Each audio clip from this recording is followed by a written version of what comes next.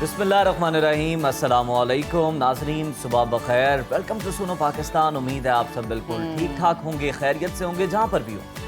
मैं हूं नजफ राजा और ये हैं उज़ैर मलिक। नाज़रीन, हम बहुत सारी खबरों के साथ बैनुल अक़वामी और कौमी और हेल्थ टिप्स और फैशन के साथ बहुत सारी न्यूज़ इन्फॉर्मेशन के साथ इस वक्त आपके सामने मौजूद हैं। बिल्कुल, वो भी आपके साथ शेयर करेंगे। लेकिन नजफ, अक्सर लोग ये कहते हैं कि अगर बीवी को खुश रखना है आपने, हाँ। तो मोहब्बत भरी बातें किया करें, गिफ्ट अच्छा। दें, उसे घुमाने के लिए कहीं लेकर जाएं। क्या आप इससे इत्तेफाक करती?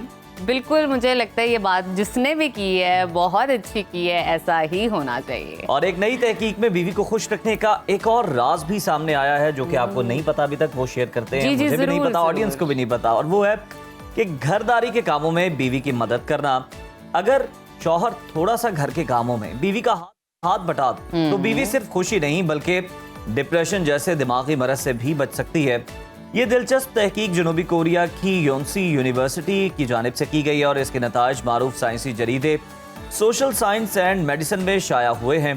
तहकीक में वाज़ेह तौर पर बताया गया कि ऐसे शौहरों की बीवियां जो रोज़मर्रा घरेलू कामों में शरीक होते हैं, वो ज़हनी दबाव और चिड़चिड़ाहट जैसे मसाइल का कम शिकार होती। बहुत ही कमाल किस्म की तहकीक है, बहुत ही इंटरेस्टिंग इन्फॉर्मेशन है। नाज़रीन, मुझे अच्छा लग रहा है, खुशी हो रही है। डेफिनेटली आपको भी होगी जब आप ये सुनेंगे। और तो आपको सोशल मीडिया पे जो बहुत सारी मीम्स चल रही है ना कि औरतों को, जो बीवी हैं, उनको शौहर बुरे लग रहे होते हैं आराम करते हुए, टीवी देखते हुए, मोबाइल इस्तेमाल करते हुए।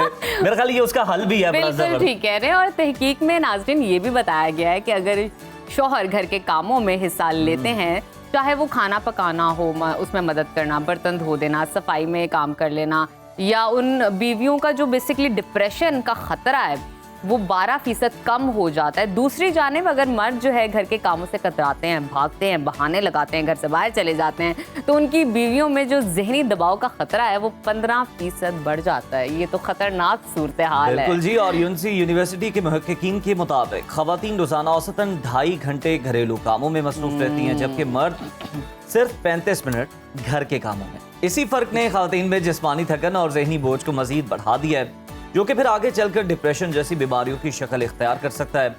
रिसर्च ये भी बताती है, साबित करती है कि वो मर्द जो रोजाना कम से कम 1 घंटा घरेलू काम करते हैं, उनकी बीवियां ना सिर्फ ज़हनी तौर पर ज्यादा मुतमईन होती हैं, बल्कि उनमें चिड़चिड़ाहट और झगड़ालू मिजाज की शिकायत भी 18% तक कम पाई गई है। यानी अगर शौहर सिर्फ जबानी मोहब्बत का इजहार करने के बजाय अमली तौर पर भी उनका साथ दें, तो घर में मोहब्बत भी बढ़ेगी, दिमागी सुकून भी कायम रहेगा। नजफ, मैं ये ऐड करना चाहूंगा, अगर आप देखें कि ये रिसर्च तो अभी आई है, आप अगर हमारे नबी करीम सल्लल्लाहु अलैहि वसल्लम की हयात मुबारका का मुतालिया करें तो आपको पता चलेगा कि वो भी अपनी अज़वाज मुबारक के साथ हाथ बटाया करते थे, घर के कामों में उनकी मदद किया करते थे। बिल्कुल, तो ये बड़ी अच्छी बात है। आपको उस हवाले से, हिस्ट्री के हवाले से भी इसका प्रूफ मिल गया, एविडेंस मिल गया।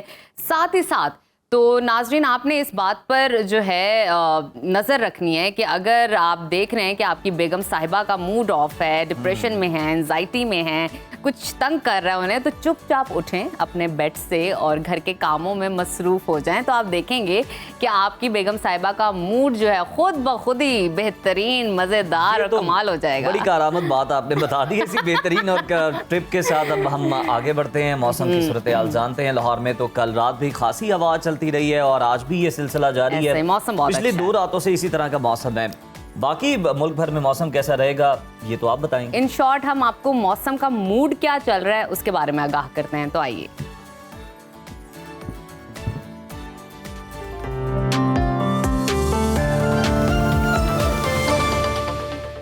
और अब बात करते हैं मौसम की।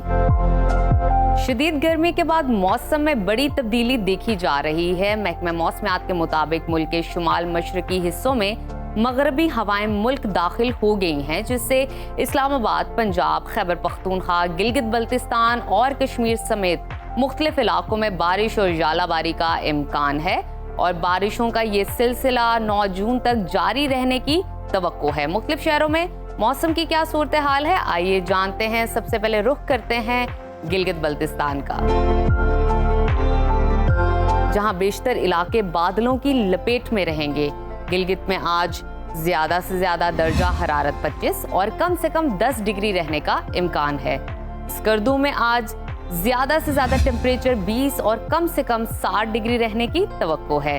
महकमा मौसमियात के मुताबिक आइंदा 24 घंटों के दौरान गिलगित बल्तिस्तान में चंद मकामात पर बारिश मुतवक्के है। और अब नजर डालते हैं आज़ाद कश्मीर के मौसम पर, जहां मुख्तलिफ इलाकों में बर्फबारी और बारिश का सिलसिला जारी है। दारुल हुकूमत मुजफ्फराबाद में आज ज्यादा से ज्यादा दर्जा हरारत 29 और कम से कम 17 डिग्री रहने का इम्कान है। श्रीनगर की तरफ चलते हैं, वहां पर आज ज्यादा से ज्यादा पारा 20 और कम से कम 11 डिग्री रहने की तवक्को है। मौसम का हाल बताने वालों ने आइंदा 24 घंटों के दौरान कश्मीर में मजीद बारिश की पेशगोई की है। और अब आपके साथ शेयर करते हैं खैबर पख्तूनख्वा का मौसम, जहां बेशतर इलाकों में बादलों का राज है और गर्मी की शिद्दत में कमी आई है। पेशावर में आज ज्यादा से ज्यादा दर्जा हरारत 37 और कम से कम 23 डिग्री रहने का इम्कान है। सवात की तरफ चलते हैं, सवात में तेज बारिश और जालाबारी के बाद ज्यादा से ज्यादा दर्जा हरारत 21 और कम से कम 60 डिग्री रहने की तवक्को है। महकमा मौसमियात के मुताबिक आइंदा 24 घंटों के दौरान पेशावर, मानसहरा, एबटाबाद, कोहाट समेत दीगर इलाकों में बारिश और जालाबारी मुतवक्के है। और अब आपको लिए चलते हैं सुबह पंजाब के मौसम की तरफ, जहां मुख्तलिफ इलाकों में बारिश के बाद मौसम खुशगवार हो गया है। लाहौर में ठंडी हवाओं से मौसम सुहाना हो गया है और लाहौर का दर्जा हरारत आज ज्यादा से ज्यादा 36 और कम से कम 24 डिग्री रहने का इम्कान है। इस्लामाबाद की तरफ चलते हैं, वहां पर आज ज्यादा से ज्यादा पारा 33 और कम से कम 22 डिग्री रहने की तवक्को है। मुल्तान की तरफ रुख करते हैं, वहां पर आज ज्यादा से ज्यादा टेम्परेचर 40 और कम से कम 27 डिग्री रहेगा। महकमा मौसमियात ने आइंदा 24 घंटों के दौरान पंजाब के बेशतर इलाकों में आंधी और गरज चमक के साथ बारिश का इम्कान जाहिर किया है। और अब आपको मौसम बताते हैं सुबह बलूचिस्तान का, जहां बेशतर इलाकों में सूरज का राज बरकरार है और शदीद गर्मी ने अवाम को बदहाल कर दिया है। कोयटा का दर्जा हरारत आज ज्यादा से ज्यादा 35 और कम से कम 15 डिग्री रहने का इम्कान है। महकमा मौसमियात के मुताबिक आइंदा 24 घंटों के दौरान बलूचिस्तान के मैदानी इलाकों में मौसम शदीद गर्म रहने का इम्कान है। और आखिर में हमेशा की तरह जिक्र करते हैं सुबह सिंध के मौसम का, जहां शदीद गर्मी की लहर बरकरार है। कराची का दर्जा हरारत आज ज्यादा से ज्यादा 35 और कम से कम 28 डिग्री रहने का इम्कान है। हैदराबाद की तरफ चलते हैं, वहां पर आज ज्यादा से ज्यादा टेम्परेचर 39 और कम से कम 27 डिग्री रहने की तवक्को है। महकमा मौसमियात ने आइंदा 24 घंटों के दौरान सिंध के बेशतर अजला में मौसम शदीद गर्म और खुश्क रहने की पेशगोई की है। गर्द आलूद हवाएं चलने की भी तवक्को है।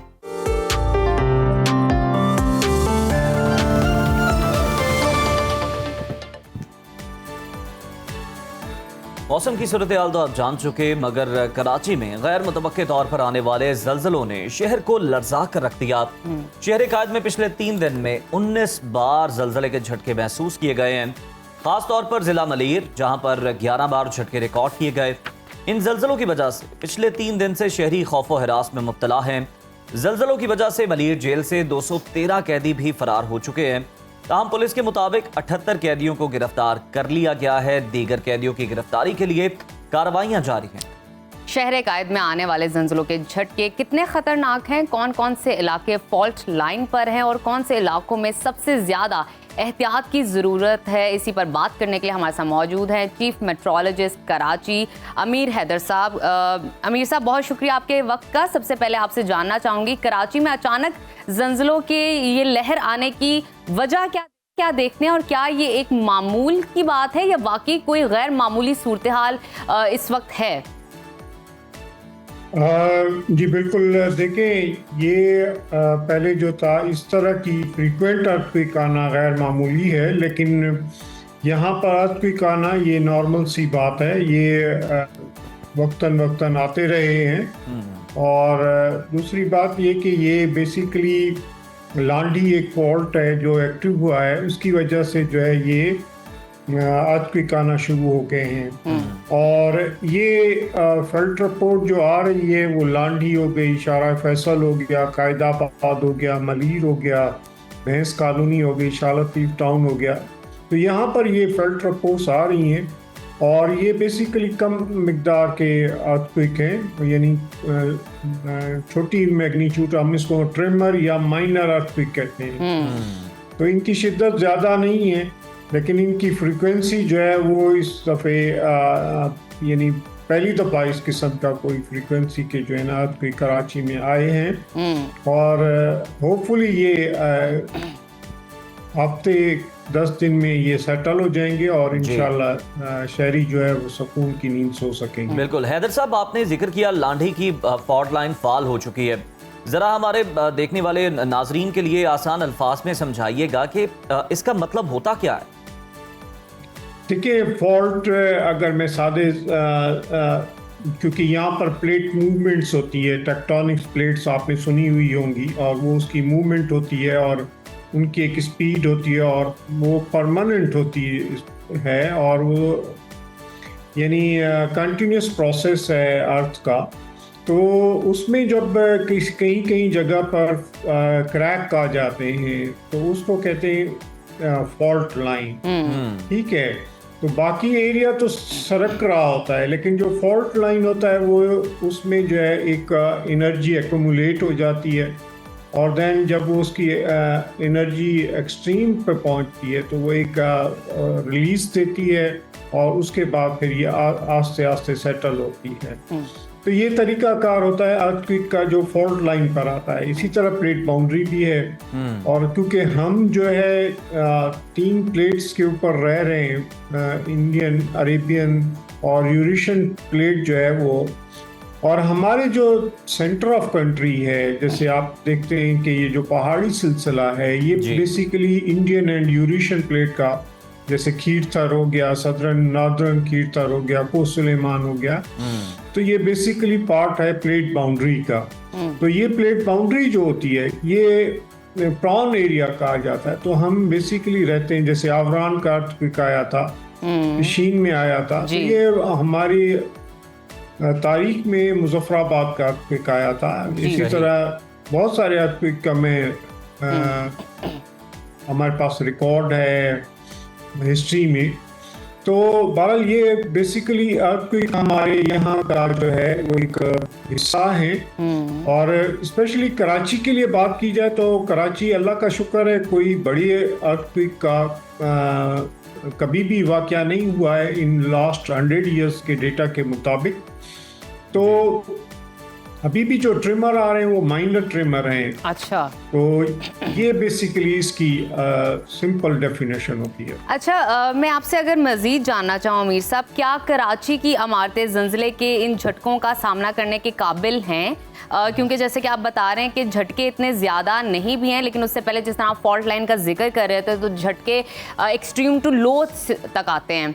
तो एक तो ये बताइएगा, साथ ही साथ हमें बताइए ख़ास तौर पर पुरानी या जो गैर कानूनी इमारतें हैं उनके हवाले से वो कितनी ख़तरे के अंदर हैं या ख़तरे से बाहर हैं, या आप कहेंगे कि ये कम झटके जो हैं कम ही होंगे तो इमारतें महफूज रहेंगी? क्या कहेंगे यार इस पर?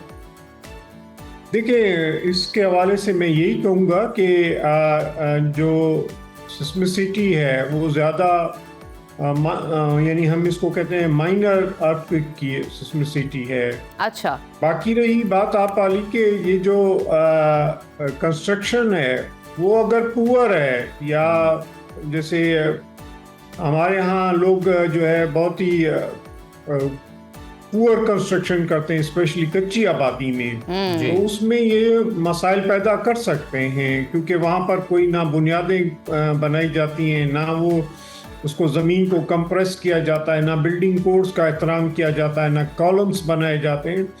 तो उनके लिए ये ख़तरा हो सकता है। लेकिन जो अच्छी बिल्डिंग होंगी उनमें, या कोई डिज़ाइंड अप्रूव्ड जो हमारे जो अथॉरिटीज़ हैं उनसे अप्रूव्ड स्ट्रक्चर होगी, तो होपफुली उसमें कोई बिल्कुल बिल्डिंग कंट्रोल अथॉरिटी को जो है इसमें बहुत ज़्यादा एक्टिव होने की ज़रूरत है, इस चीज़ का ज़रूरत है, क्योंकि ज़लज़ले की सूरत में जो ये गैर कानूनी तामीरात हैं, जो कि इजाज़त 1 या 2 मंजिला इमारत की ली गई होती है, लेकिन उस पर देखा जाता है कि 7-7, 8-8 मंजिलें जो है वो कराची में बना दी जाती हैं, तो ये इमारतें ख़ास तौर पर ज़लज़ले से बहुत ज़्यादा मुतासिर हो सकती हैं। वैसे ओवरऑल कराची में कभी भी, जिस तरह से हैदर साहब भी बता रहे थे कि बहुत ज़्यादा शिद्दत का ज़लज़ला नहीं आया, हैदर साहब, शुक्रिया आपके वक्त का, और इसी के साथ बढ़ते हैं एक ब्रेक की जानिब। Stay with us. प्रोग्राम में आगे बढ़ते हुए बात करेंगे पाक भारत कशीदगी के हवाले से, जो कि अब सिफारती जंग में तब्दील हो चुकी है। दुनिया भर में भारतीय फैशिज्म का चेहरा बेनकाब होने लगा है। बिलावल भुट्टो की क़यादत में पाकिस्तानी वफ़द अमरीका में सरगर्म है और आलमी ज़मीर को झंझोड़ने में मसरूफ़ है। पाकिस्तानी वफ़द ने आलमी बरादरी पर वाज़ेह कर दिया कि भारत का रवैया न सिर्फ खित्ते बल्कि आलमी अमन के लिए भी संगीन खतरा बन चुका है। भारतीय जारहियत और आबी दहशतगर्दी का नोटिस लिया जाए और दोनों मुल्कों के दरमियान कश्मीर और पानी समेत तमाम मसाइल को हल कराने में दुनिया अपना किरदार अदा करे।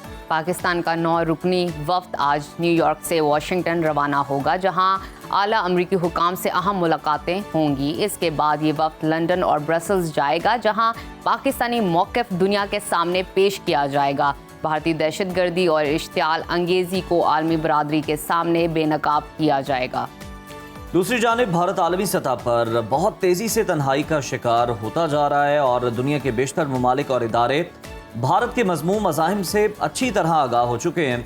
कोई भी इस वक्त मोदी हुकूमत के साथ खड़ा होने को तैयार नहीं। IMF और वर्ल्ड बैंक के बाद अब एशियाई तरक्याती बैंक में भी भारत की साजिशें नाकाम हो गई। ADB ने पाकिस्तान के लिए $80 करोड़ की मंजूरी दे दी है, जो कि रिसोर्स मोबिलाइजेशन रिफॉर्म्स प्रोग्राम के तहत कराएगा। इसी तमाम तर सूरत हाल पर डिस्कशन कर लेते हैं। दिफाई तज्जियाकार ब्रिगेडियर रिटायर्ड मसूद अहमद खान साहब ने हमें ज्वाइन किया। मसूद साहब, बहुत शुक्रिया आपके वक्त का। सर, भारतीय प्रोपेगेंडे के खिलाफ पाकिस्तान का सिफारती मिशन जारी है। पाकिस्तान का मौक़िफ़ भरपूर अंदाज में पेश किया जा रहा है।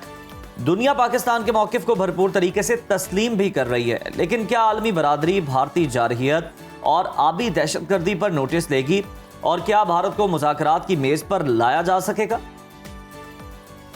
जी हाँ, बहुत शुक्रिया। देखिए, मेरे ख्याल में जिस तरह जो हमारे ये डेलीगेशन गया हुआ है, जो लेड बाय बिलावल भुट्टो, और जिस तरीके से उन्होंने वहाँ पे मीटिंग्स हो रही है, देखें कि जब हम इसको आप कंपेयर करें विद इंडियन डेलीगेशन जो 33 कंट्रीज में गया, 59 मेंबर डेलीगेशन था जी, तो उनका कोई वो रिजल्ट नहीं है, कोई मुलाकातें नहीं, कोई हेड ऑफ स्टेट नहीं मिला, कोई ऑर्गेनाइजेशन का हेड नहीं मिला है, कोई पार्लियामेंट उनके लिए नहीं खुली है, तो उनके लिए बड़े उधर से भी सेटबैक। हमारे केस में देखें, they met United Nation Secretary General से मुलाकात हुई है, प्रेसिडेंट जनरल असेंबली से मुलाकात हुई है, OIC के रिप्रेजेंटेटिव से मुलाकात हुई है, फ्रांस के जो परमानेंट रिप्रेजेंटेटिव हैं यूनाइटेड नेशन में उनसे मिले हैं, यूनाइटेड स्टेट्स के परमानेंट रिप्रेजेंटेटिव से मिलते हैं, तारक फातिमी साहब इज इन रशिया, और अभी यही डेलीगेशन अभी वाशिंगटन जा रहा है, वहाँ पर मुलाकातें होंगी। फिर जो स्पेशली जब बेल्जियम जाएंगे, वो यूरोपियन यूनियन है, तो वो इम्पोर्टेंट डेवलपमेंट होगी, यूनाइटेड किंगडम होगी।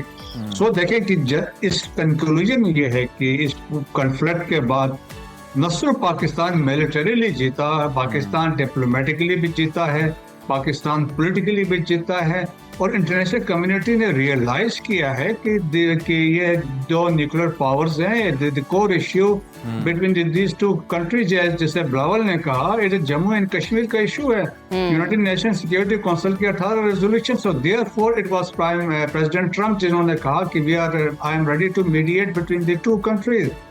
और जब मार्को रूबियो ने ट्वीट किया था, तो he said they will discuss broad set of issues at neutral venue.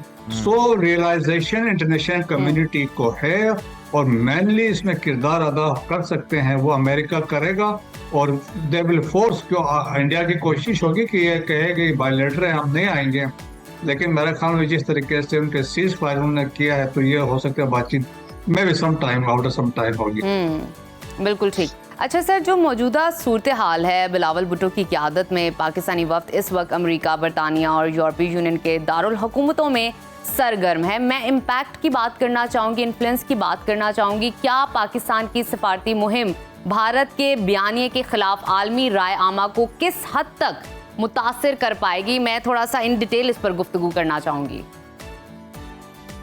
जी हाँ, मेरे ख्याल में देखें कि जिस तरीके से कल की प्रेस कॉन्फ्रेंस की है बिलावल भुट्टो ने, तो बड़ी कम्प्रहेंसिव थी, और उन्होंने स्टार्ट किया कि 6-7 की रात को, और जिस तरीके से इंडिया ने पाकिस्तान पे हमला किया ऑन फॉल्स एक्यूजेशन, उन्होंने इस चीज को बताया, and then he said we defended ourselves. उसके बाद देन हमने इसका एक रिस्पांस दिया, और उन्होंने ये भी वाजे किया कि जी हम तो 20 जहाज गिरा सकते थे लेकिन हमने 6 जहाज इसमें गिराए। और फिर देखे डिप्लोमेटिकली पाकिस्तान ने उस वक्त भी एक्टेड विद रिस्पॉन्सिबिलिटी। हमने इंटरनेशनल कम्युनिटी को ऑन बोर्ड लिया है, डिप्लोमेट्स को ऑन बोर्ड लिया, यूनाइटेड नेशन सिक्योरिटी काउंसिल से वहाँ से एक प्रेस रिलीज भी जारी किया। सो देयरफॉर दे एक्नॉलेज, और उन्होंने हमारा जो नैरेटिव था, देखिए दुनिया अभी यही बात कर रही, पाकिस्तान का जो नैरेटिव था, Pakistan was on the right side. जब हमने कहा कि भाई we are ready for any transparent inquiry investigation of Pahalgam false flag operation, उसके लिए इंडिया तैयार नहीं। आज तक इंडिया कोई एविडेंस देने से का यही पॉइंट रेज किया बिलावल भुट्टो ने कि अभी तक कोई नॉमिनेट बंदा टेररिस्ट बताया ना कौन था, क्या सबूत, कुछ भी नहीं था। लेकिन since it was a false flag operation, इसके पीछे एक कंसेप्ट था, एक स्ट्रेटजी थी, but they failed in that. So international community जो भी है, आप देखेंगे जिस तरीके से दुनिया का कोई ऐसा मुल्क बताए सवाए इजराइल के जिसने आपके खिलाफ बात की हो या आपके खिलाफ या अपोज किया हो, बट दे सपोर्टेड पाकिस्तान से नैरेटिव था, जो स्टैंड था। दैट्स वाई इंडिया में अब बातचीत हो रही है कि उनकी डिप्लोमेटिक आइसोलेशन है। जयशंकर साहब फेल हुए, एंड सिमिलरली शशि थरूर जिस पे बहुत बड़ा मान था, वो दुनिया पे जाके कन्विंस नहीं कर सका। और कोलंबिया में हमने देखा कि वहां पे जिस तरह वो रो पीट रहा था, तो वो वाली बात, वो कंसेप्ट था, वो प्रिवेल नहीं कर सके हैं। आज पाकिस्तान देखें रीहाइफिनेट हो गया है। Pakistan is seen a country at par with India. किसी जमाने में यही इंडिया को भी बड़ा दुख है कि जहां पर उनको शिकस्त भी हुई है डिप्लोमेटिकली, पाकिस्तान जिस तरह मैंने कहा रेलेवेंस बढ़ गई है, इम्पोर्टेंस बढ़ गई है, और पाकिस्तान ने ये रेलेवेंस इम्पोर्टेंस अपनी परफॉर्मेंस से ली है। बिल्कुल अपनी परफॉर्मेंस से ली है। शशि थरूर साहब का आपने जिक्र किया, और जिस तरह से हमने देखा कि वो जिस खप्ते अजमत में मुब्तला थे और जिस तरह की उन्होंने गुफ्तगू की, सदर ट्रंप को निशाना बनाया, वो उन्हीं के अगेंस्ट गई। और इस वक्त भारत के अंदर भी हम देख रहे हैं, जिस तरह आपने आइसोलेशन की बात की, तो G1 का जिक्र हो रहा है कि जनाब G1 होगा कल को, और उसमें सिर्फ भारत खुद ही होगा, मोदी साहब अकेले ही उसके अंदर होंगे।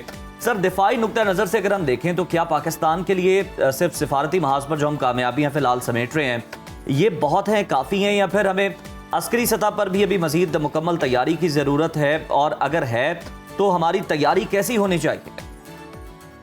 जी हाँ, देखिए बिल्कुल आपको यकीन होना चाहिए, अफवाज पाकिस्तान एक भरपूर तैयारी की हालत में है, भरपूर उस पर फोकस है। और जिस तरीके से हमने देखा ना, डिमॉन्स्ट्रेट किया, डेवलप किया, और स्पेशली अब दुनिया इस बात पे तहकीक कर रही है, पाकिस्तान ने in all domains of warfare में डिलीवर किया। और एक हमने दुनिया ने देखा कि इंटीग्रेटेड ये बैटल फील्ड थी, या इसमें सिनर्जी थी जिसमें तमाम डोमेन है, चाहे वो एयर है, सी है, लैंड है, और उसके अलावा आपके इलेक्ट्रॉनिक वारफेयर है, आपके साइबर वारफेयर है, और स्पेस वारफेयर है। इन सब को लिंक करके आपने इस जो कॉन्फ्लिक्ट में आपने हिस्सा लिया था। सो वो पाकिस्तान, अल्हम्दुलिल्लाह, पाकिस्तान के अपने पोटेंशियल्स, अपनी इतनी जबरदस्त कैपेबिलिटीज हैं, जिस तरीके से ये इलेक्ट्रॉनिक वारफेयर है, साइबर है, स्पेस वाले हैं, वो हमने डिलीवर किए हैं। सो दैट कोऑर्डिनेशन थे, जब आप किसी टारगेट को लॉक करते हैं तो इसमें बहुत सारे जो सैटेलाइट्स भी हैं, ग्राउंड में बैठे हैं, आपके एवाक्स भी हैं, सारे मिल के ये आपको कनेक्टिविटी देते हैं। तो मेरे ख्याल में पाकिस्तान ने वो किया। फिर पाकिस्तान में प्रोफेशनलिज्म है। आपकी एयर फोर्स देखें कि दुनिया की बेहतरीन एयर फोर्स है, और कहते हैं अगले चंद सालों में एशिया की 3rd लार्जेस्ट एयर फोर्स ये बनेगी। सो प्रोफेशनलिज्म है, और ये जानते हैं। और जिस तरह अभी जो लोग बता रहे हैं, जिस तरह खबरें आ रही, J-35 पे they are already getting being trained. तो इंशाल्लाह जब वो जहाज भी आते हैं तो इसमें वो भी उनके लिए कोई मसला नहीं होगा। फिर सिमिलरली ग्राउंड ट्रूप्स ने भी देखें डिलीवर किया LOC पे जो हमारी परफॉर्मेंस। मसूद साहब, अगर एक सिचुएशन ले लें, फॉर इंस्टेंस अगर भारत की हठधर्मी बरकरार रहती है, तो आप खित्ते के अगले चंद साल कैसे देखते हैं? देखें जी, एस्केलेशन जरूर रहेगी। ये जो सिलसिला है रेट्रिक्स का, बयानबाजियों का, ये चलता रहेगा। क्योंकि लेकिन इंडिया में इस शिकस्त के बाद इतना दम नहीं है। They will take some time. अब वे देखें, दुश्मन से हम तो ये नहीं कह सकते, रूल आउट नहीं करते हैं कि दुश्मन कुछ नहीं करेगा। कुरान में भी लिखा हुआ, टेक योर प्रिकॉशंस। आपने हर मुमकिन वो एहतियातें करनी है, तदाबीर लेनी है, अपनी कुव्वत तैयार रखनी है। लेकिन एट द सेम टाइम अब जो है कि नियर फ्यूचर में इनके कोई चांस नहीं है, क्योंकि आप देखें कि जब पाकिस्तान ने बुनियानुल मरसूस लॉन्च किया जी तो इनके जहाज जो थे 300 किलोमीटर पीछे लेके गए थे फ्रॉम द इंटरनेशनल बॉर्डर। जी वो पाकिस्तान का खौफ था, पाकिस्तान की वो कैपेबिलिटी थी, प्रोफेशनलिज्म थी, आपके इलेक्ट्रॉनिक वारफेयर जो आपके जहाज थे, सो देखें पाकिस्तान के पास है। लेकिन इसमें यकीनन पाकिस्तान मजीद इसमें बेहतरी होगी। आजकल जो टेक्नोलॉजी आप देख रहे हैं, जिस तरह हमने यूक्रेन में भी रिसेंट देखा, यूक्रेन ने रशिया के साथ किया है, जी so with every passing day technology इसमें तब्दीली आ रही है और इसमें मजीद चीजें इसमें बढ़ती जाएंगी और पाकिस्तान यकीनन इन सब चीजों से बाखबर है। बिल्कुल जी, और बिल्कुल आपने दुरुस्त इशारा किया कि जिस तरह यूक्रेन ने रशिया पर हमला किया, समझ आता है कि वॉरफेयर जो है वो किस हद तक तब्दील हो गया। मॉडर्न वॉरफेयर कुछ और है, रिवायती कुछ और है। बहुत शुक्रिया, ब्रिगेडियर रिटायर्ड मसूद अहमद खान साहब हमारे साथ मौजूद थे। और दूसरी जानिब भारत के अंदर अगर हम बात करें तो इस वक्त इस मामले पर बड़ी बहस हो रही है, टॉक शोज में हो रही है, जलसों में हो रही है कि जनाब जो मोदी की जानिब से बयानिया बनाया गया था कि जनाब पाकिस्तान जो था वो गया अमेरिका के पास सीज फायर करवाया जाए। तो सवाल ये अंदर से उठ रहे हैं कि अगर आप कह रहे हैं कि आपने 22 मिनट में पाकिस्तान को जवाब दे दिया, ऑपरेशन सिंदूर की सूरत में पहलगाम का बदला ले लिया, तो फिर अगर आपने हमला कर दिया था, पाकिस्तान इतना ही जो है वो दबाव का शिकार था, तो फिर आप 2 दिन और अपने हमले जारी रखते, क्यों नहीं रख सके। और इसी पर राहुल गांधी ने भी जो है वो खिताब किया, उन्होंने भी अभी तकरीर में एक बात की और वो बड़ी मीम भी वायरल है कि जिसमें मोदी साहब को दिखाया गया और मोदी साहब ट्रंप साहब को फोन करते हैं, बल्कि ट्रंप साहब उन्हें फोन करके कहते हैं कि नरेंद्र सरेंडर। आगे से मोदी साहब की तस्वीर है, बड़ी अच्छी तस्वीर है जिसमें तबसरा करना जरूरी है। वो कहते हैं जी हुजूर, बिल्कुल जी हुजूर। और वैसे भी आपको हर रिप्रेजेंटेटिव अगर आप देखें ना, भारत का अलग ही जवाब दे रहा है, अलग ही बयानिया है उनका, बिल्कुल मैच नहीं कर रहा। तो इसी के साथ लेते हैं एक छोटी सी ब्रेक, कहीं मत जाइएगा, देखते रहिए सुनो पाकिस्तान। वेलकम बैक टू सुनो पाकिस्तान। नाजरीन, प्रोग्राम में अब आपकी मुलाकात करवाते हैं पाकिस्तान की उस बेटी से जिसने ना सिर्फ फलकबोज चोटियों पर सब्ज परचम लहराया, बल्कि दुनिया को ये भी दिखाया कि पाकिस्तानी औरत अगर कुछ करना चाहे तो वो किसी भी हद को पार कर सकती है। कोई भी रुकावट उसके आगे रुकावट नहीं और कोई भी चोटी नाकाबिले तस्खीर नहीं। हम बात कर रहे हैं नायला कयानी की, जिन्होंने हाल ही में दुनिया की तीसरी बुलंद तरीन चोटी कंचनजुंगा को सर किया और यूं 8000 मीटर से बुलंद दुनिया की 14 में से 12 चोटियां सर करने वाली वो पहली पाकिस्तानी खातून बन गई हैं और अब सिर्फ 2 चोटियां ही बाकी। बिल्कुल, और नायला सिर्फ एक कोपे माँ नहीं बल्कि वो एरोस्पेस इंजीनियर हैं, बैंकर हैं, बॉक्सर हैं और 2 बच्चों की माँ भी हैं। वो हर मैदान में अपनी सलाहियतों का लोहा मनवा चुकी हैं और बात यहीं ख़त्म नहीं होती। नाजरीन, नायला हुकूमत पाकिस्तान की जानिब से सितारा इम्तियाज़ हासिल करने वाली पहली पाकिस्तानी खातून एथलीट भी हैं। तो आइए आपकी मुलाकात करवाते हैं हिम्मत और हौसले की रोशन मिसाल, पाकिस्तान की शान और हमारी मेहमान नायला कयानी से। नायला, वेलकम टू सुनो पाकिस्तान। आपको बहुत बहुत मुबारकबाद हो।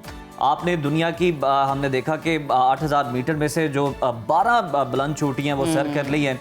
ये बताइए, आप दुनिया की पहली, दूसरी और चौथी बुलंद तरीन चोटियों समेत 11 चोटियां तो पहले ही सर कर चुकी हैं। ये दुनिया की तीसरी बुलंद तरीन चोटी सर करने का सफर कैसा रहा? इसको तो डेथ जोन भी कहा जाता है। बिल्कुल, बहुत ज़्यादा मुश्किल था। ये वाली चोटी भी बहुत मुश्किल थी। तीसरी बुलंद थी, मतलब K2 से बिल्कुल कुछ मीटर्स का इसका हाई डिफरेंस है। तो इमोशनली बहुत ज़्यादा मुश्किल था क्योंकि इस पे कनेक्टिविटी, इंटरनेट नहीं था। पाकिस्तान इंडिया की जो वॉर सिचुएशन थी उस पे खबर मिल रही थी गारमिन पे, सैटेलाइट पे कि ये हो रहा है, एंड देन परेशानी भी थी और गुस्सा भी था। तो वो सारी, आई थिंक उसकी वजह से, इंटरनेट ना होने की वजह से, कनेक्शन ना होने की वजह से, ये ऑफ कोर्स फिजिकली और मेंटली तो वैसे ही हार्ड थी। फिजिकल चैलेंजेस थे, ये थोड़ी सी डिफरेंट थी चैलेंजेस के हवाले से। अच्छा नायला, अगर आपका पास्ट देखा जाए तो आपने 2001 में कोपे माई का आगाज किया था और सिर्फ 4 साल के अरसे में 8000 मीटर से बुलंद दुनिया की 14 में से 12 चोटियां सर कर ली। मैं आपसे ये जानना चाहती हूँ, इतनी तेज रफ्तार और इतने कम वक्त में ये सब कैसे मुमकिन था? खुद को कैसे आपने तैयार किया? मेरा एक्चुअली एक ऑब्जेक्टिव था कि जल्दी जल्दी सब खत्म करना है, बच्चियों की वजह से। आई हैव 2 डॉटर्स, एक अभी अभी माशाल्लाह। नाउ 6 साल की हुई है और एक 4 साल की है। तो यूजुअली पूरी लाइफ टाइम में एक पीक भी सबमिट करना is considered a biggest achievement. तो मेरा बस यही था कि जल्दी जल्दी करके अपनी लाइफ दोबारा स्टार्ट करें, बिकॉज इट्स वेरी हार्ड। अभी जैसे फॉर एग्जांपल इस पीक पे 3.5 वीक्स लगे हैं। तो उसी को जहन में रखकर इट्स मतलब used to be considered impossible कि इतनी ज़्यादा पीक्स इतने कम अरसे में, लेकिन बस उसी को ऑब्जेक्टिव रखा और उस अल्लाह ताला ने साथ दिया और कामयाबी दी मुझे। बिल्कुल, अल्लाह ताला की मदद शामिल है। हालांकि वरना ये बड़ा नामुमकिन दिखाई देता है नाइला, इतनी जल्दी ये सब कर लेना। ये बताइएगा कि एरोस्पेस इंजीनियर, बैंकर, बॉक्सर, कोपैमा और माँ, इन तमाम किरदारों को आप बैलेंस कैसे कायम रखती हैं? यहाँ तो लोग एक काम कर रहे हो तो उनके पास दूसरा करने का ना वक्त होता है, ना हिम्मत होती, ना हौसला होता है। आप ये बैलेंस किस तरह से कायम रखती हैं और ये आसान है या मुश्किल है? कोई टिप भी दें इससे मुताबिक। एक्चुअली बहुत मुश्किल है, प्रायोरिटाइज करना था। मैंने इंजीनियरिंग से स्विच किया था बैंकिंग में और फिर बैंकिंग से अभी एंटरप्रेन्योरशिप की तरफ आई हूँ। तो ऐसा नहीं था कि बैंकिंग और एरोस्पेस इंजीनियरिंग एक ही टाइम पे चल रही थी, लेकिन फॉर एग्जांपल जब मैं बैंक में काम करती अभी भी I am working on my startup. Training करना, बच्चों को संभालना, everything is very hard to manage. लेकिन support just get the support wherever you can get it from. और प्रायोरिटाइजेशन करना कि ये वाला काम इम्पोर्टेंट है, ये वाला पहले करना है। और जब मैं बच्चों के साथ ना, पहले जब शुरू में बेटियां और भी छोटी थी तो मैं ब्रेक्स में काम के ना घर से अगर काम करती थी तो उनको साथ लेके जाती थी ताकि उनको भी टाइम दे सकूं। तो it's very hard. I struggle still, मेरे लिए भी इजी नहीं है, लेकिन somehow I manage with prioritisation skills. बिल्कुल नाइला, हम ये तो नहीं कह सकते कि हम आपको समझ सकते हैं, आपकी ये सिचुएशन समझ सकते हैं, लेकिन जो कुछ भी आप बता रही हैं वो सुनने में ही बहुत मुश्किल लग रहा है। तो डेफिनेटली जब आप कर रही हैं तो बहुत उसके लिए पोटेंशियल और हौसला चाहिए। जितनी भी आपने चोटियां सर की हैं नाइला, उनमें से सबसे ज़्यादा मुश्किल चोटी कौन सी थी? किस में ज़्यादा मुश्किलात का सामना करना पड़ा और कौन सी झटपट होगी, ये भी बताइए। सबसे मुश्किल गशब्रुम 1 पाकिस्तान में है, K2 के साथ ही है वो। उस पे बेसिकली हम 3 टीम मेंबर्स थे। उस पे मौसम जो फोरकास्ट थी वो खराब हो गई थी। अच्छा। बहुत ज्यादा खराब थी, 70 किलोमीटर पर आवर हवा चल रही थी। उस पे मतलब और लोग भी नहीं थे और वो बहुत टेक्निकल है, रॉक एंड आइस है, तो उस पे क्लाइंब करना भी इजी नहीं है। तो that definitely was for me and my team सबसे ज्यादा मुश्किल पीक। सबसे इजी सरप्राइजिंगली नांगा पर्वत को किलर माउंटेन कहा जाता है, लेकिन नांगा पर्वत पे बहुत से क्लाइंबर्स थे and somehow I was the second climber to reach the top. मतलब बहुत से क्लाइंबर्स को आगे रेस नहीं थी, but I ended up reaching the top. तो वो जो उसमें किंग शोफर वॉल है जिसको बोला जाता है कि किलर वॉल है, उसमें भी मैं आराम से चढ़ गई थी। तो अल्हम्दुलिल्लाह that was my easiest I would say. मतलब मुश्किल थी लेकिन कंपैरेटिवली इजियर थी मेरे लिए। तो नाइला, यकीनन इस मुश्किल काम के लिए आप खुद को ट्रेन भी करती हैं, पूरी तैयारी भी करती हैं। इतनी ख़तरनाक मुहिमात के दौरान आपकी फैमिली, ख़ास तौर पर बच्चों का रद्द-ए-अमल कैसा होता है? और आपने बताया कि आपको सपोर्ट हासिल है, ऑब्वियसली कोई आपके बच्चों की टेक केयर करता है तो आप ये सब कर पाती हैं। अपने सपोर्ट सिस्टम के बारे में भी बताइएगा और साथ ही साथ इस बारे में भी हमें बताइएगा। तो बेटियां एक्चुअली बहुत छोटी हैं, एक 4 साल की है, अभी एक 6 साल की हुई है। तो दे आई डोंट नो कि दे रियलाइज कि उनकी मदर क्या कर रही है, but they do when they call मी। वो खुद ही से ना उन्होंने कहीं से सुन लिया है, when they call me best climber, तो मुझे बहुत खुशी होती है। दूसरा, घर से बहुत ज़्यादा सपोर्ट है, हमेशा से नहीं थी। मैं भी मतलब बहुत जो एवरेज पाकिस्तानी फैमिली है वहाँ से आई हूँ। शुरू में बहुत ज़्यादा रिस्ट्रिक्शंस थी शादी से पहले। Husband supported a lot in सारी चीज़ों में। उनकी मतलब उनसे एग्री करके, जब बेटियाँ बहुत छोटी थी, एक तो टीदिंग थी, he used to look after her, मतलब उसने बहुत ज़्यादा साथ दिया।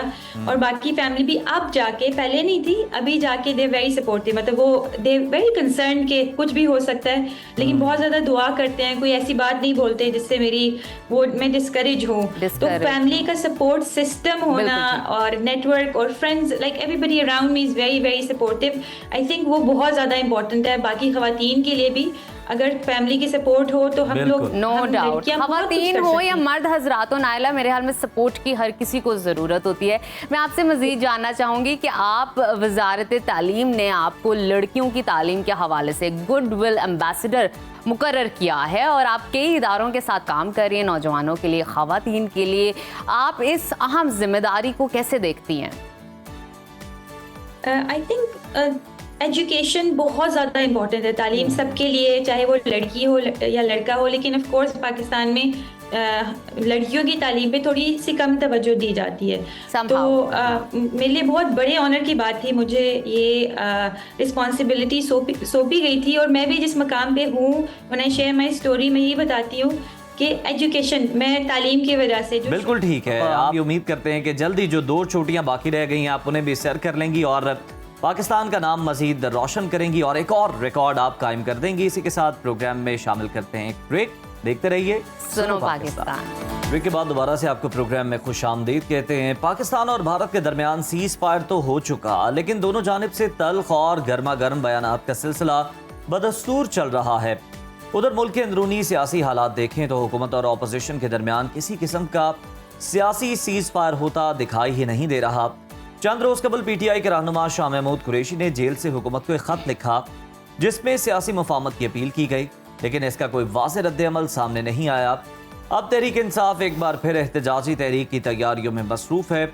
इससे पहले पार्टी में बड़े पैमाने पर तंजीमी तब्दीलियां की गई, जिससे अहम फैसला ये सामने आया कि बानी PTI ने खुद को पार्टी का चेयरमैन नहीं बल्कि पैट्रन इन चीफ मुकर्रर कर दिया है। एक और अहम तब्दीली ये हुई है कि अली अमीन गंडापुर जो एहतजाजी जलसों की क़यादत कर रहे थे, इन्हें इस किरदार से हटा दिया गया है और इन्हें हिदायत की गई है कि वो खैबर पख्तूनख्वा के सूबाई मामलात पर मुकम्मल तवज्जो दें। इनकी जगह अपोजिशन लीडर उमर अयूब को एहतजाजी तहरीक की क़यादत सौंपी गई है, जो अब बानी PTI की हिदायत पर अमल करते हुए जलसे जुलूसों की क़यादत करेंगे। दूसरी तरफ हुकूमत को भी कई चैलेंजेस का सामना है। एक जानिब तहरीक इंसाफ और मौलाना फजलुर रहमान अलहदा तहरीकों का ऐलान कर चुके हैं, तो दूसरी तरफ समड़ियाल के ज़िमनी इंतखाब के बाद पीपल्स पार्टी ने नून लीग पर खुलकर तनकीद की है और एक बाकायदा चार्जशीट भी जारी की है। सियासी मुबस्सिरीन का कहना है कि बजट के बाद नून लीग और पीपल्स पार्टी के दरमियान इख्तलाफात मजीद शिद्दत इख्तियार कर सकते हैं। इसी दौरान वफाक और पंजाब में बल्दियाती इंतखाबात को लेकर मुसलसल ताख़ीर हो रही है और ऐसे में इलेक्शन कमीशन की जानिब से अब सख्त वार्निंग जारी कर दी गई है और ये वाज़ेह किया गया है कि अगर फौरी तौर पर बल्दियाती इलेक्शन ना कराए गए तो फिर वज़ीर आज़म और वज़ीर आला को भी तलब किया जा सकता है। इसी पर बात कर लेते हैं। हमें ज्वाइन किया सीनियर तज्ज़ियाकार सजाद मीर साहब ने। बहुत शुक्रिया सजाद साहब आपके वक्त का। सर, वफाक और पंजाब के अंदर 3 साल से बल्दियाती इंतखाबात ताख़ीर का शिकार हैं। नून लीग की हुकूमत इन्हें कराने में संजीदा ही नजर नहीं आती। अब इलेक्शन कमीशन ने भी इस हवाले से इस बाबत खबरदार किया है। आपके ख्याल में वफाक और पंजाब की आइंदा हिकमत अमली क्या हो सकती है? असल बात यह है जी, कोई सूबाई हुकूमत भी अपने यहाँ ज़िमनी बल्दियाती इंतखाबात कराने के बारे में सीरियस नहीं है। होता यह है कि जिस हुकूमत को ये नज़र आता है या कोई अदालत की दबाव पड़ता है या ये नज़र आता है कि वो मैनेज कर सकती है इंतखाबात का, तो वो इंतखाबात करा लेती है। सिंध की हुकूमत के लिए आसान है, इंटीरियर में सीटों का आगे पीछे करना उनके लिए मुश्किल नहीं है। कराची में तो जो भी कोई किया जाएगा, धांधली का इल्ज़ाम लगेगा, वो इस इल्ज़ाम को लेने के लिए तैयार होती है। लेकिन यह है कि पंजाब में बड़ा मुश्किल पेश आती है इस वक्त, ख़ास तौर पर नून लीग की हुकूमत के लिए। उसकी जो सबसे बड़ी हरीफ है PTI, वो मैदान में है। पहले भी ये होता था कि यहाँ इलेक्शन आम तौर पर डिले किया जाता था। पहले सूबाई हुकूमतें जो हैं वो ये करती हैं कि जब इंतखाबात का मरहला आता है तो कानून साजी नहीं करने शुरू कर देती हैं और फिर कानून साजी अपनी मर्जी की करती हैं। कभी कानून साजी होती है जिसमें डिप्टी कमिश्नर अहम होता है, कभी कानून साजी होती है जिसमें डिप्टी कमिश्नर देखता है कुछ होता ही नहीं है, बल्कि बल्दियाती इदारों के लोग ही अहम हुआ करते हैं और इसमें सूबाई हुकूमत के इख्तियारात जो हैं वो गैर मामूली हुआ करते हैं। सब कुछ जो है मुकद्दस सूबों को बना दिया गया है, मुकद्दस सूबों को दे दिया गया है। ये जो था कि सूबाई खुद मुख्तारी दी जाएगी, इसका ये मतलब ले लिया गया है कि सूबे मुकद्दस है, यानी मुल्क तो मुकद्दस नहीं है, सूबे मुकद्दस है और सूबों के बाद जो डिवाल्व होनी थी पावर वो नहीं की जाती। तो ये सूरत हाल जो है एक अजीबोगरीब मज़ाक़ खेज़ और गैर जमहूरी सूरत हाल है। जमहूरी नक्शा यही होना चाहिए कि आइन में जो बात तय है कि बल्दियाती इंतखाबात होने हैं जी। तो उसका मैकेनिज्म भी तय होना चाहिए, उसका ठीक कानून है। भी तय होना चाहिए, बिल्कुल। और उसके सिलसिले में ये भी तय होना चाहिए कि वो इंतखाबात सूबाई और कौमी असम्बलियों के साथ या जो भी वक्त मुकर्रर किया जाएगा ऑटोमेटिकली होंगे, और उसको के लिए इलेक्शन जो है बल्दियाती इलेक्शन मोहताज नहीं होंगे सूबाई हुकूमतों की स्वीट बिल के। तो ये अगर बात तय हो जाए तो गालबन बल्दियाती इदारे कुछ ताकत पकड़ लें, वरना इस वक्त सूरत हाल ये है कि चूंकि मुस्लिम लीग की हुकूमत इस बात से खाइफ है कि पीटीआई किसी जगह भी उस पर धांधली का भी इल्जाम लगा सकती है और यहाँ सचमुच जीत सकती है, इसलिए वो वफाक में और पंजाब में इलेक्शन से जरा करनी कतरा रही है। ये एक ऐसी सूरत हाल है कि ये कोई खुशगवार नहीं है, लेकिन उसके साथ ही अगर ये समझा जाए कि पीटीआई इतनी ताकत में है कि वो निकल के कोई तहरीक चला सकती है, तो ये भी एक ख्वाब ख्याल है, क्योंकि पीटीआई की लड़ाई जो है किसी सियासी जमात से नहीं है, बल्कि उनकी लड़ाई एस्टेब्लिशमेंट से है, फौज से है, और वो भी फर्ज से है, अफराद से नहीं तो फर्ज से है। और अब तो वो खुल कर बात आ गई है, ये कह दिया है इमरान खान ने कि जो आर्मी चीफ है वो उन्होंने मिलने की ख्वाहिश जाहिर की थी बुशरा बीबी से जब उन्हें ISI के ओहदे से हटाया गया था, तो इसलिए उनको इस बात की गुस्सा है। सवाल ये है कि हटाया क्यों गया था, सवाल ये है कि मिलने की ख्वाहिश क्यों की गई थी।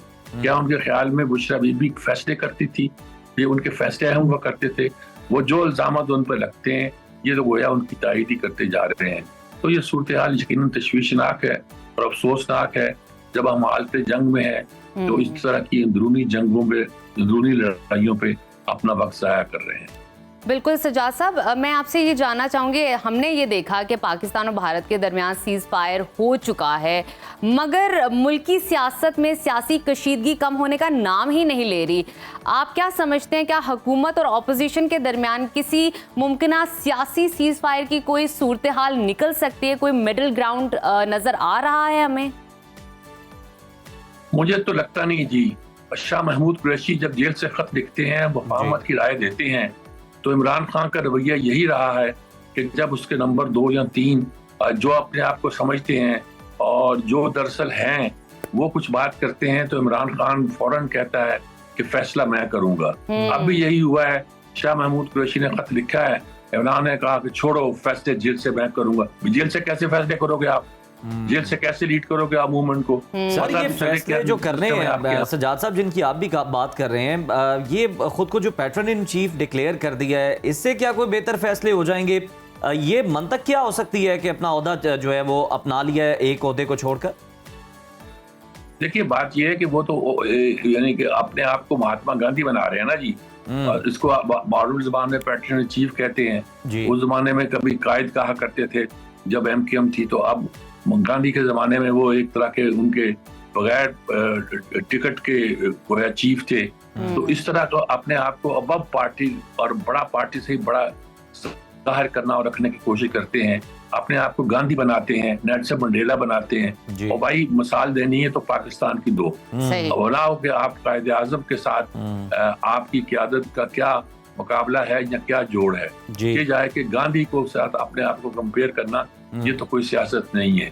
पाकिस्तान की सियासत तो एंटी गांधी सियासत थी, और सब कॉन्टिनेंट के मुसलमानों ने सारी सियासत ही गांधी के खिलाफ की और गांधी के रवैये की कभी हमायत नहीं की।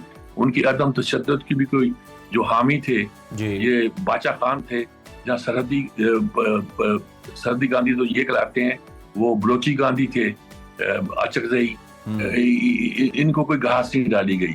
तो ये सूरत हाल ऐसी है कि जिस सूरत हाल में अगर ये कोई अपना नक्शा बनाना चाहते हैं, अपने आप का मकाम देना चाहते हैं, तो मकाम बनता नहीं है। ठीक है, मकाम नहीं बनता। सजाद साहब, अगर हम देखें कि तहरीक इंसाफ और हुकूमत की जो लड़ाई है वो तो हमें चले समझ में आती है, ये नदीम अफजल चंद साहब कह रहे हैं PP 52 सियालकोट के ज़िमनी इलेक्शन के बाद कि जनाब ना वहाँ पे हम जीते हैं ना नून लीग जीती है।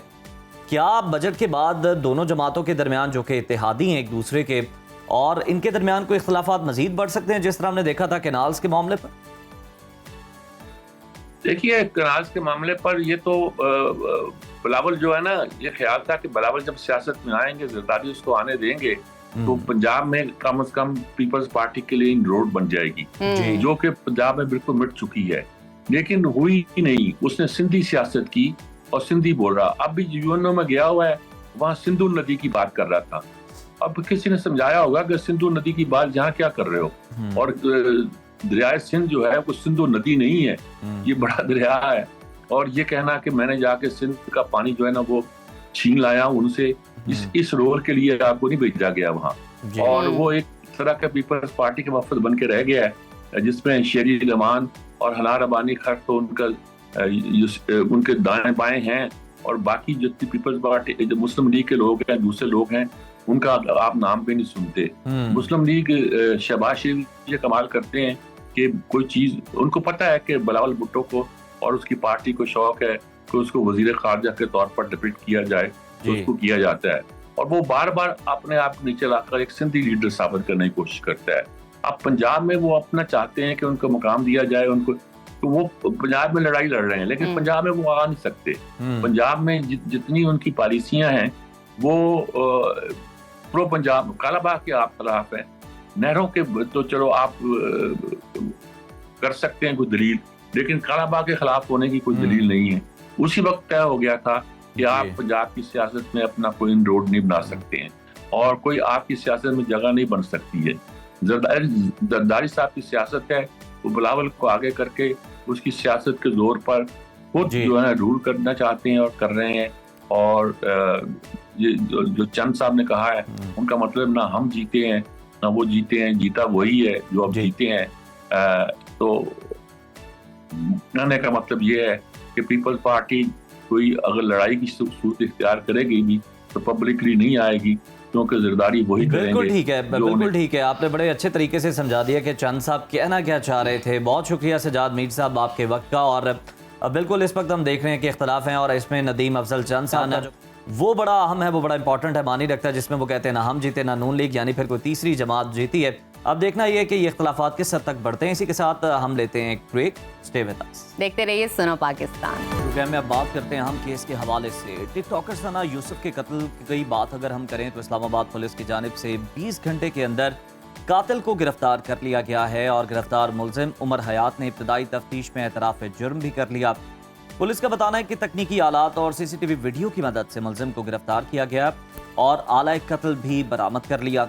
मुलजिम का ताल्लुक पंजाब से बताया जाता है और उसे फैसलाबाद की तहसील जड़ावाला से गिरफ्तार किया गया। पुलिस ने मुलजिम से मकतूला का आईफोन भी बरामद कर लिया। वाक़ई की मज़ीद तफसीलात जानते हैं। इस वक्त हमारे साथ मौजूद हैं इस्लामाबाद से सुनो न्यूज़ के नुमाइंदे नईम जंजुआ साहब। बहुत शुक्रिया आपकी मौजूदगी का। नईम, बताइएगा कि पुलिस ने सना यूसुफ के कातिल को गिरफ्तार करने का दावा किया है, चंद ही घंटों में कातिल की गिरफ्तारी कैसे मुमकिन है? और बताया ये जा रहा है कि कातिल की जो उम्र थी वो 22 साल की थी और उसने कहीं ना कहीं दोस्ती की पेशकश की थी सना यूसुफ को। मजीद बताइएगा। जी बिल्कुल, पहले तो मैं आपको बता दूं कि आज जो है वो पुलिस की जानिब से उसको अदालत में पेश किया जाएगा। जुडिशल मजिस्ट्रेट हफीज़ अहमद की अदालत में पेश किया जाना था। उनकी अदम दस्तयाबी के बायस जो है वो ड्यूटी मजिस्ट्रेट के सामने उसको पेश करके उसका जिस्मानी रिमांड हासिल किया जाएगा और मज़ीद उससे तफ्तीश भी हासिल की जाएगी। जो एविडेंस पुलिस ने अब तक कलेक्ट किए हैं वो इस केस के साथ लगा के अदालत में उसको पेश किया जाएगा। अब दूसरी बात ये कि किस तरीके से ये कत्ल हुआ। परसों शाम को 5 बजे के करीब ये लड़का जो है ये आया था उसके घर पे, सना यूसुफ के घर पे, और उस वक्त उसकी जो फुप्पी हैं लतीफ़ा शाह वो घर पे मौजूद थी। ये पिस्टल लेके आया, उनके घर में घुसा और सीढ़ियाँ चढ़ के सीधा जो है वो सना यूसुफ के कमरे में गया और उसने 2 फायर किए जो उसके सीने पर लगे, जिसकी वजह से उसकी मौत वाक़या हुई। उसके बाद जो है ये जो कातिल है ये वहाँ से फ़रार हो गया और जिस गाड़ी में ये आया था उस गाड़ी में बैठ के जो है दोबारा वापस अड्डे पे गया और बस के ज़रिए जो है वापस फैसलाबाद जड़ावाला चला गया। पुलिस ने जब तफ्तीश का आगाज़ किया तो सबसे पहले जो है वो सोशल मीडिया अकाउंट्स को चेक किया गया, सना यूसुफ के जो अकाउंट्स हैं उसको चेक किया गया। फिर वहाँ से जो है वो इसका राब्ता साबित हुआ। इसका राब्ता कुछ अर्सा पहले सना यूसुफ से हुआ था और उसके बाद ये सोशल मीडिया अकाउंट के बाद जो है ये व्हाट्सएप पे इनका राब्ता हुआ। काफ़ी दिन से जो है ये सना यूसुफ से राब्ता करने की कोशिश कर रहा था और मिलने की कोशिश कर रहा था। बताया ये जा रहा है कि 29 तारीख को सना यूसुफ की सालगिरह थी और उसके लिए ये कुछ गिफ्ट वगैरह भी इसने ख़रीदे थे और मिलने की कोशिश उससे करता रहा, लेकिन सना यूसुफ मुसलसल इसको इनकार करती रही। उसके बाद 2-3 दिन बाद जो है वो 2 तारीख को दोबारा से इसने उससे रब्ता किया और मिलने का कहा, तो सना यूसुफ ने उस वक्त भी इनकार किया। लेकिन ये फैसलाबाद से वहाँ से आ गया, बस के ज़रिए आया, यहाँ से आके उसने एक गाड़ी ली, गाड़ी लेके इसके घर पे पहुँचा। इसके पास पिस्टल मौजूद था और इसने फिर दोबारा सना यूसुफ से ज़िद की मिलने की, वो इनकार करती रही और उसके बाद ये फिर उसके घर में दाखिल हुआ और उसके बाद उसको कत्ल कर दिया। पुलिस ने जो है वो इस मुलजिम की गिरफ्तारी के लिए 3 रेड इस्लामाबाद में किए, 3 रेड जो हैं वो फैसलाबाद, जड़ांवाला में किए और दीगर जो है जो इसके दोस्त थे फैसलाबाद और इस्लामाबाद में, उनके घर भी रेड किए। लेकिन ये इस मुलजिम को जड़ांवाला से ही 20 घंटे के अंदर अंदर गिरफ्तार किया गया। ये भी बताइएगा इस मुकदमे के अंदर अगर हम देखा जाए तो अब मुलजिम की क्या किसी की जानिब से मुआवनत की गई, कोई साथी उसके साथ शामिल था, और केस जो है ये रिपीटेड रिजेक्शन का है, कौन कौन सी दफात इस मुकदमे में शामिल की गई हैं उन बारे में भी बताइएगा। जी बिल्कुल, अभी तो 302 की दफ़ा जो है वो शामिल की गई है और अब मुलजिम के से जो है वो तफ्तीश भी जारी है, साथ साथ अब उसका जिस्मानी रिमांड भी हासिल किया जाएगा और मज़ीद तफ्तीश की जाएगी। अगर कोई ऐसी चीज़ सामने आती है तो उसके तहत जो है वो मज़ीद दफ़ात बीच में शामिल कर दी जाएंगी, क्योंकि मुलजिम जो है वो सना यूसुफ को धमकियाँ भी देता रहा और जब वो घर पर आया तो उसने उस वक्त कत्ल करने से पहले भी उसको धमकियाँ दी थी। तो इस हिसाब से जब जैसे जैसे तफ्तीश आगे चलेगी तो मज़ीद अगर दफा कुछ शामिल करनी होगी तो पुलिस उसको लाजमी शामिल करेगी। लेकिन ठीक है, मुकदमा आगे चलेगा, उम्मीद करते हैं सामने आई ट्रायल हो और जो कातिल है वो अपने अंजाम को पहुंचे। जितना घिनौना उसने फेल किया, जितना खौफो हरास उसने सोसाइटी के अंदर फैलाया है। आगे बढ़ते हैं नाजरीन, आपको बताएं कि मुत्तहिदा अरब अमारात में इस वक्त 70 लाख से ज़ायद पाकिस्तानी मुकीम हैं। ये लोग सोशल मीडिया को अपनी रोजमर्रा जिंदगी का हिस्सा समझकर इस्तेमाल करते हैं, मगर अब हर पोस्ट, हर कमेंट और हर शेयर बहुत ही सोच समझकर करना होगा, वरना कीमत बहुत ही भारी अदा करना पड़ सकती है। यूएई हुकूमत ने गुज़िश्ता दिनों से सोशल मीडिया के गलत इस्तेमाल पर सख्त जुर्मानों और ज़वाबित पर मबनी नया कानून नाफिज कर दिया है। अब अगर किसी ने सोशल मीडिया पर मजहब, रियासत, हसास मामलात के खिलाफ कोई पोस्ट कर दी तो लाखों दिरहम का जुर्माना भी भरना पड़ सकता है। इस कानून के तहत 5000 दिरहम से लेकर 1 मिलियन दिरहम तक के जुर्माने, लाइसेंस की पाबंदियां, यहाँ तक कि कैद की सजाएं भी मुकर्रर कर दी गई हैं। ये कानून किन अफराद पर लागू होगा, पाकिस्तानियों को किन बातों का खास ख्याल रखना है, और अगर कोई अनजाने में कानून के खिलाफ वर्जी कर बैठे तो उसके पास फिर क्या रास्ता है। इन्हीं तमाम निकात पर बात करने के लिए आज हमारे साथ मौजूद हैं मुत्तहिदा अरब अमारात में पाकिस्तान के सफीर जनाब फैसल नियाज तिरमजी साहब। सर, बहुत शुक्रिया आपके वक्त का। वेलकम टू सुनो पाकिस्तान। सबसे पहले हम आपसे जानना चाहेंगे कि यूएई में नाफिज किए गए सोशल मीडिया के नए कवानीन की अहम शिकें है क्या, और यूएई में मुकीम पाकिस्तानियों को इस कानून के तहत किन खतरात या चैलेंजेस का सामना हो सकता है, क्योंकि ये बड़ा सेंसिटिव मामला है। जाने या अनजाने में आप इस तरह की कोई भूल चूक कर बैठते हैं सोशल मीडिया पर।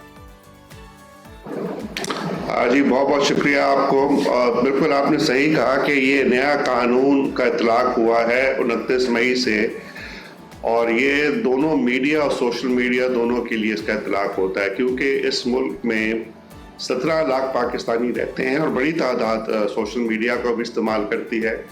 तो उन पे ये बहुत अहम है कि जैसे मैं पहले भी कई दफ़ा कह चुका हूँ कि मुत्तहिदा अरब अमारात में टोटल आबादी 1 करोड़ है और तकरीबन दुनिया की 200 मुख्तलिफ कौमियतें यहाँ पे रह रही हैं, और जो लोकल पॉपुलेशन है वो 12 लाख है और बड़ी तादाद गैर मुल्कियों की है, उसमें पाकिस्तानियों की दूसरी बड़ी तादाद है इस मुल्क में।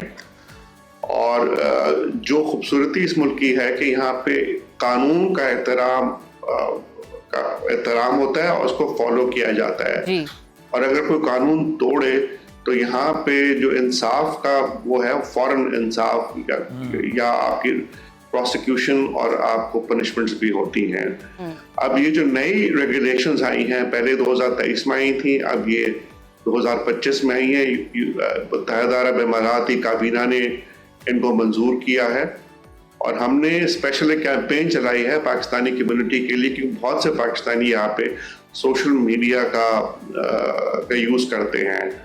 तो इसमें जैसा कि आपने कहा कि 5000 दिरहम से लेके 10 लाख दिरहम तक की आपकी फाइनेंशियल पनिशमेंट्स हैं, पर इसके अलावा आप कैद की भी सजा मिल सकती है और डिपोर्टेशन भी हो सकती है, क्योंकि यहाँ पे बड़ा एहतराम करना पड़ता है लोकल सकाफत का, लोकल इक़दार का, लीडरशिप का, और प्लस आपने दूसरे मज़ाहिब का। तो सबसे बड़ी जो यहाँ पे इस पे सजा है वो तो है, अगर आप किसी के मजहबी अकायद या उसके खुदा के ऊपर अगर आप कोई गलत आपका मीडिया या सोशल मीडिया हो, तो आप 1 लाख से 10 लाख दिरहम के आप पे जुर्माने हो सकते हैं।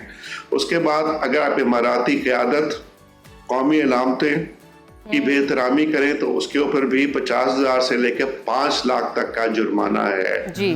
तो ये बहुत ज़रूरी है कि आप इनका इमाराती क़यादत और उनकी कौमी अलामतों के ऊपर आप कोई तज़हीक और या कोई फॉल्स नैरेटिव ना हो।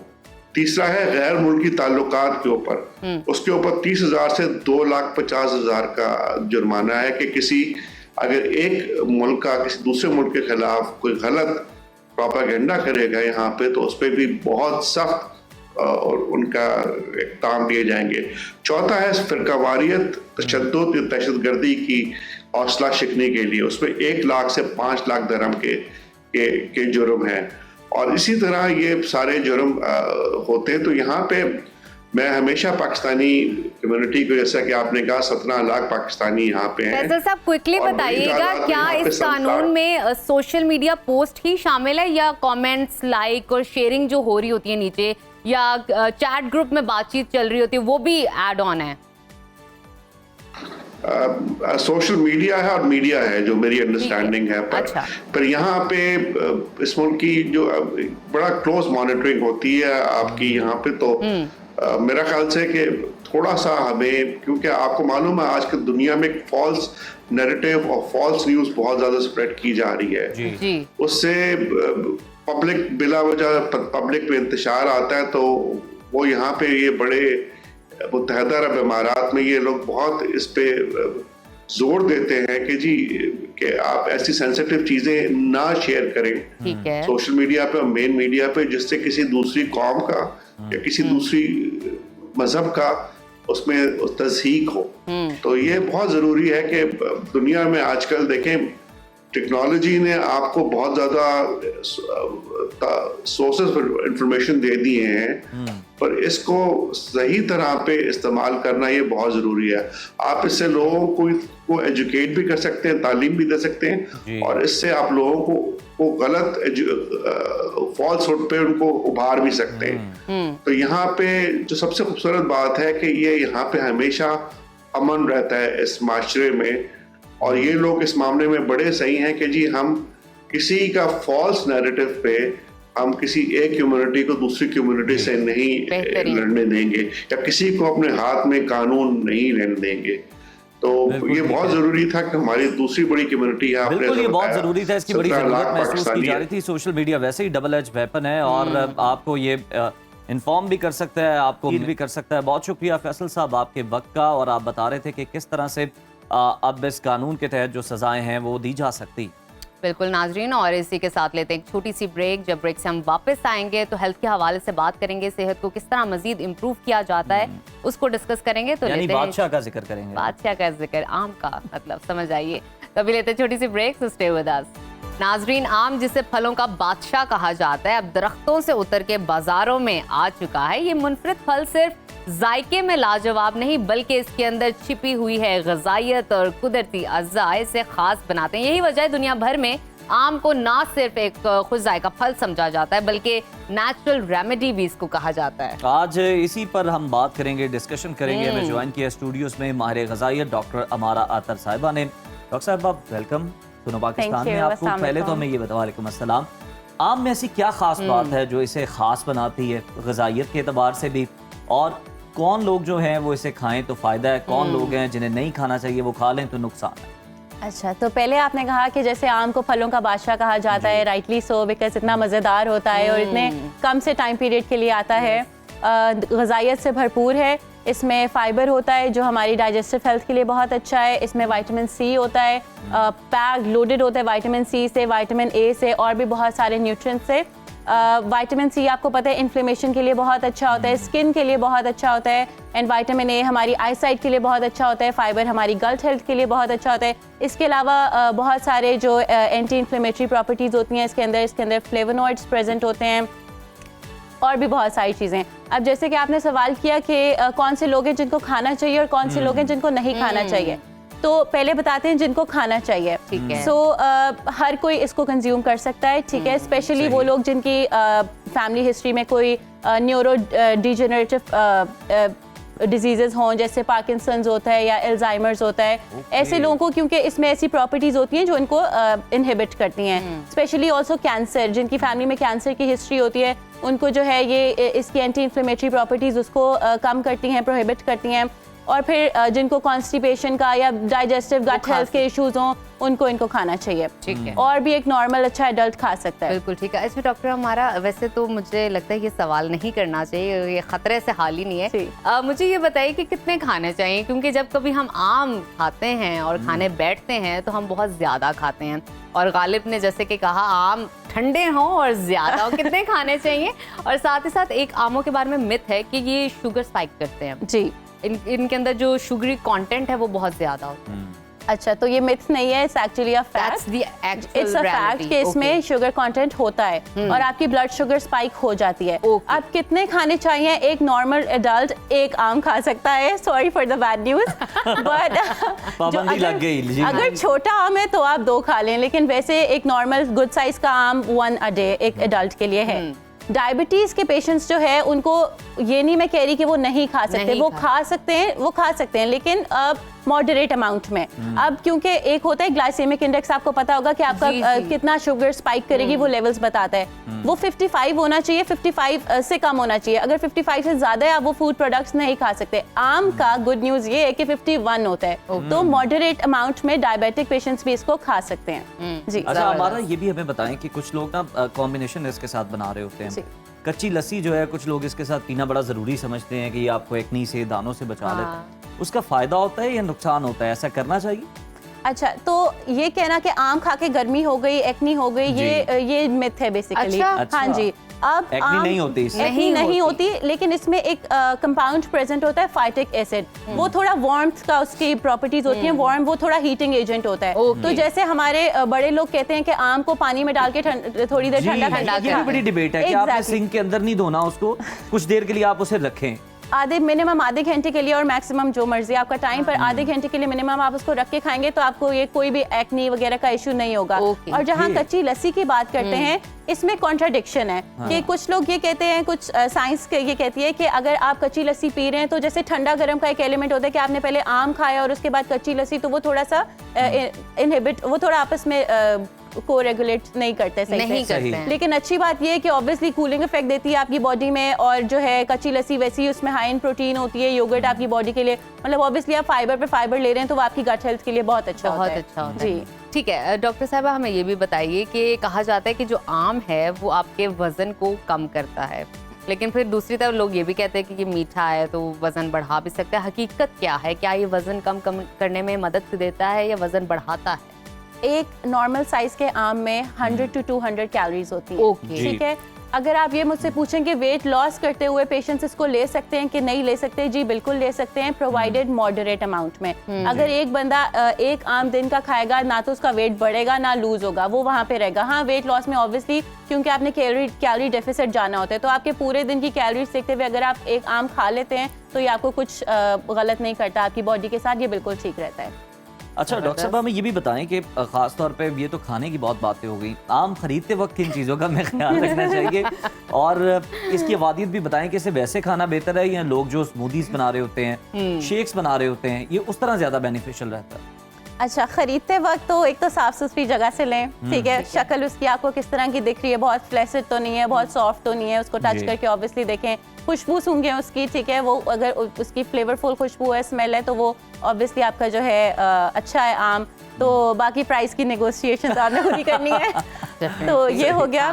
बाकी सॉरी द क्वेश्चन अगेन। बाकी मैं ये पूछ रहा हूँ कि लोग जो हैं वो इसकी स्मूदीज भी बना रहे हाँ। होते हैं, डिफरेंट फॉर्म में इसको लिया जा रहा होता है। शेक्स बहुत ज्यादा आपने देखा होगा बाजारों में बहुत ज्यादा बोर्ड लग हर जाते फॉर्म हैं। में आपको हाँ इसकी जी। स्मूदी तो मिल अब रही है। इस तरह से बेहतर है या इसको खाना बेहतर? एक तो पहले ही मैं इसके लिए वाउच करती हूँ कि जी आप साफ सुथरी जगह से अगर आप शेक्स वगैरह पी रहे हैं तो वो पिए, ठीक है, बीमारियां वरना फैलती हैं। अगर आम का जो है मिल्क शेक जैसे है उसमें एडेड शुगर्स हैं, एक तो आप ऑलरेडी मैंगो ले रहे हैं, उसके बाद उसमें आप और चीनी डालेंगे उसका शेक बनाने के लिए। अगर आप उसको जैसे ब्रेकफास्ट में आप मैंगो ले रहे हैं तो आप उसका योगर्ट परफेक्ट बना लें। आप इस तरह की स्मूदी ले रहे हैं तो आप ठीक है उसमें आलमंड्स डाल के बना लें। एडेड शुगर्स ना लेना तब तक सब ठीक है। स्पेशली कुछ लोग ये करते हैं कि मील के बाद आम खा रहे हैं डिजर्ट के तौर पे, तो इस तरह नहीं करना। ऐसे नहीं करना। आप आम को एज अ स्नैक लें या फिर आप उसको एज अ मील लें, अपने मील के साथ जिस सैलेड में डाल लें, अपने किसी जिस चीज में आप डालना चाह रहे हैं। लेकिन ये नहीं कि पहले पूरा खाना भी खाएं और उसके बाद आम भी खाएं, ऐसे डबल डोज नहीं लेनी। मतलब फॉर्मूला उससे आपका यही है शुगर कि आप बहुत स्पाइक उसको होता है। एक अच्छी क्वांटिटी के अंदर अपनी बॉडी में डालिए, आम खाइए। ज्यादा क्वांटिटी में खाएंगे डेफिनेटली डिस्टर्ब होंगे। Thank you so much doctor, हमारा बड़ा अच्छा लगा आपसे बात करके। तो आप पे पाबंदी लग गई, अब आप एक आम खाइएगा वही हम सबके लिए बेहतर है, लेकिन कोशिश कीजिए ठंडे आम खाएं जैसे कि गालिब ने कहा। तो नाज़रीन, ये था हमारा प्रोग्राम, उम्मीद आपको पसंद आया होगा। अपने फीडबैक से जरूर आगाह कीजिएगा क्योंकि आपका फीडबैक हमारे लिए बहुत खास है। हमें मालूम होता है क्या आपको अच्छा लगा और क्या आप मजीद देखना चाहते हैं। तो आज के दिन के लिए दीजिए हमें इजाजत। अल्लाह हाफिज।